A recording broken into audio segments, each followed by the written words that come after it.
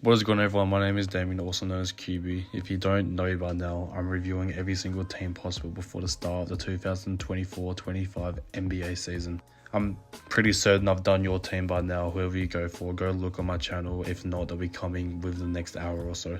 I was determined to get all these videos done before the start of the season, and I think I'm going to do it. So thank you everyone who's been tuning in. I appreciate all the love and support. Without further ado, let's get stuck into the Indiana Pacers. The Indiana Pacers definitely exceeded expectations last season when they went all the way to the Eastern Conference Finals. The first half of the regular season, they were on absolute fire. Tyrese Halliburton was on track for an MVP type season. And then unfortunately, Tyrese Halliburton would do a hamstring injury, and once he came back from that, he never really looked the same again until about the playoffs. So I kind of messed with the seeding a bit, but that didn't matter for Indiana Pacers. The Indiana Pacers will cement themselves as legitimate playoff contenders because they would beat the Boston Celtics in one of the in-season tournament final games, and that was Tyrese Halliburton's first ever game on national television, which is just absolutely crazy. And so if all casuals didn't know about him last year, now you do now. That was really his coming out party, having his first nationally live game. It's probably such a big moment for him, that having such a good game and beating such a good team on national TV. I'm not sure if it doesn't bother him too much, but I guess more and more people just know how good Tyrese Halliburton actually is. Even though Tyrese Halliburton struggled with that hamstring injury in the second half of the season, he still managed to average 20 points a game. To go along with 11 assists, that is just nasty. He wouldn't even average the most points on his team because that would be Pascal Siakam, who'd come in and average 21 points for the Indiana Pacers, looking like an instant fit straight away as soon as he got traded. The Pacers were going to trade away Jordan Nora, Bruce Brown, a couple first-round picks, and Carl Lewis Jr.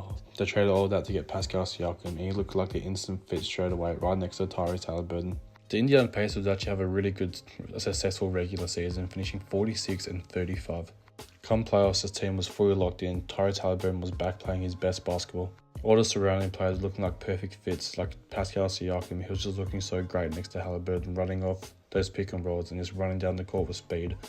Obviously, the Pacers were the fastest playing team in the whole entire league. They actually had the best offense in the entire league. They have, Tyrese Halliburton operating that full system. That's probably where the almost 12 assists a game came from. And Miles Turner was buying into his role. They had guys like Bennett Mathurin, Ed Naismith, and TJ McConnell's about as perfect as a backup point guard as anyone could ever want. The definition of a pass-first player, TJ McConnell, ladies and gentlemen. They wouldn't get rid of the Bucks in the first round, but the real challenge came in the second round when they go up against New York Knicks.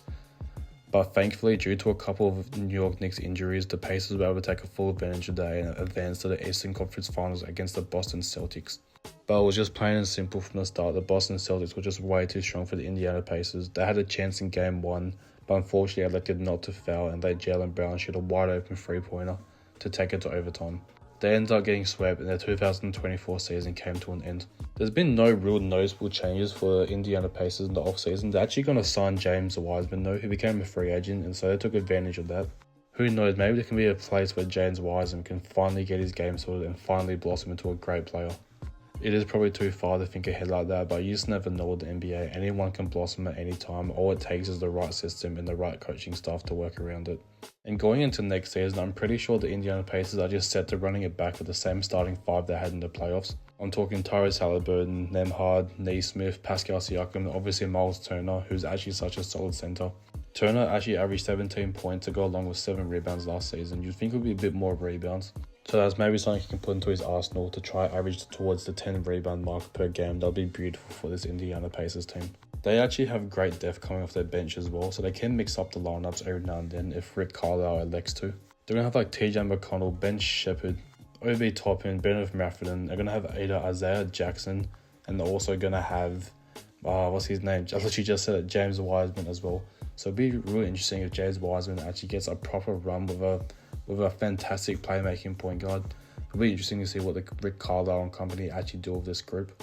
It's safe to say that a little bit of injury luck got into the Western Conference Finals last year, but let's not hold it. Let's not take that away from the fact that they still made it there in the first place. Everything happens for a reason, therefore they were meant to be there. Let's hope they can try, even if they get to a second round again, and just build off that. So I'm pretty sure no one will be disappointed in this team. Let me guys know what you think about this down below. I'm so sorry, I'm trying to give you all my best content. It's just late for me. I'm trying to pump out these videos. I love you all so much. Thank you for the support. It's been real. And I'll see you on the next one very soon.